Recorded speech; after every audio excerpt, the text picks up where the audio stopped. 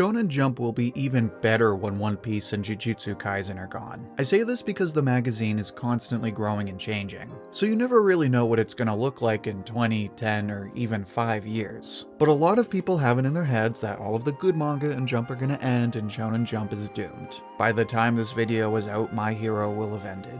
Jujutsu Kaisen is ending in like a year or two, and One Piece has like 5 to 7 more years. Which is still pretty long, but still, when it's been around for 20 years, 5 seems like nothing. So a lot of people are starting to feel like Shonen Jump's prime is behind it and it's doomed when all of these manga finally end. And let me tell you why they are absolutely wrong. First of all, you have to understand how Shonen Jump has dominated the market for so long. Because people like to think without certain manga it wouldn't be where it is. In other words, it's carried by Dragon Ball or One Piece or whatever. And while that is true to an extent, there's a lot more to it. See, back in the day, Shonen Magazine and Shonen Sunday were the two big magazines. But they'd been around for a while, and their target demographic was readers who were at least in their 20s and older. They released manga for more mature audiences. And then Jump comes out in 1968 and makes a place for itself in the market by making manga that were more fun for kids in middle school and high school. They were just goofy, exciting stories with crazy characters. And by 1973, they had more manga in circulation than both of the other magazines. So in just 5 years, Shueisha took Shonen Jump, a brand new magazine, and turned it into the most popular manga magazine. And ever since then, it's been coming out with some of the best manga ever. And it did that by A, making manga that were fun to read, and B, aiming those manga towards younger audiences. And while it sounds pretty simple, these two things created a formula for easy mainstream success. Because when you tell a more mature story, kids either tune out or they don't know what the hell's going on. But adults can enjoy a story meant for kids if it's a good story. So because they were making fun manga that anyone could read, it's no wonder how Shonen Jump was able to dominate the market in such a short time. And ever since then, they've been making some of the best manga ever. And that cannot be emphasized enough. Because in addition to saying, Jump is carried by this manga or that manga, people like to say that some of the best manga aren't even from Jump. They'll point to Attack on Titan or Fullmetal Alchemist or whatever, and they'll say Jump is overrated. And let me tell you why that's total BS. Actually, before I get into that, make sure to like the video if you're enjoying it so far. It's the easiest way to support the channel, and it helps spread the video to other viewers like you. Now, let's be clear. Jump doesn't control every manga ever. It didn't have Astro Boy, it didn't have Berserk, so it doesn't have a monopoly. But it's pretty damn close. It had Dr. Slump in 1980, a massive success and still one of Jump's biggest selling manga to this day. You have Fist of the North Star, another one of the most influential manga. And then of course you had Dragon Ball come out in 1984, then Saint Seiya came out in 86, JoJo's came out in 87, Bastard came out in 88, one of the first manga of its kind that would influence Berserk.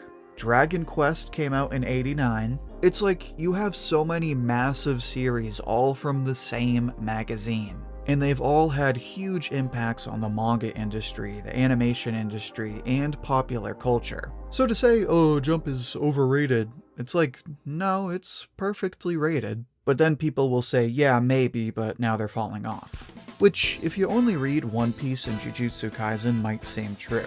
But you have to understand, every time one big manga ends in Jump, something totally brand new comes out right after. So like all of those manga in the 80s, those were like back to back. And then they ended. But then all the great manga of the 90s came out. So for example, Dragon Ball ended in 1995. But then you had One Piece and Shaman King come out a few years later. And now you had this new generation of manga. You had those two, Bleach, Naruto, and a few years after that you'd get even more massive series like Bobobo, Gintama, Eyeshield 21, Death Note, all wildly different manga and yet all insanely popular. If you were a Jump fan in the 90s, you would have no way of knowing what kind of manga would ever follow Dragon Ball. And yet, here we are now. Which is why I say I am genuinely excited for the end of One Piece. Not because I want it to end, but because after it's over, we have no idea what kinds of crazy new manga will be in the magazine. There are so many amazing manga in the magazine right now, like Akane Banashi, Witch Watch, Sakamoto Days, and they are all totally different from One Piece. So to say Jump is doomed after it ends couldn't be more wrong. And it's because Jump has so many great manga that all of the best mangaka eventually make their way to the magazine. So for example, you have Ken Wakui, the creator of Tokyo Revengers. That was Kodansha, and obviously that was a big hit. So then he starts his new series, which is pretty similar, but this time all the characters have superpowers. So it's like Tokyo Revengers, but with kind of a fun, wacky twist. And guess where he goes for that one? Shonen Jump. And guess who else Jump has? Tatsuki Fujimoto.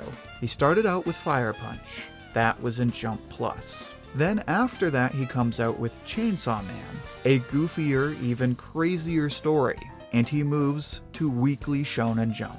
And guess where all his one-shots go? Shueisha. So the point I'm trying to make is this. Not only does Jump get all the best manga, but it attracts all the best mangaka. Toriyama, Oda, Fujimoto, they all make their way to Jump. They all want to be in Jump. That's the magazine they want to make their manga for. You have this culture where that's where people want to put their manga. They dream about kids running to the store and seeing their manga on the cover of Jump. And that's only continued to be true in the current market, because now digital manga are dominating. And guess who dominates that market? Jump. You have the Jump app, which is the only game in town. The Kodansha app is garbage. Period.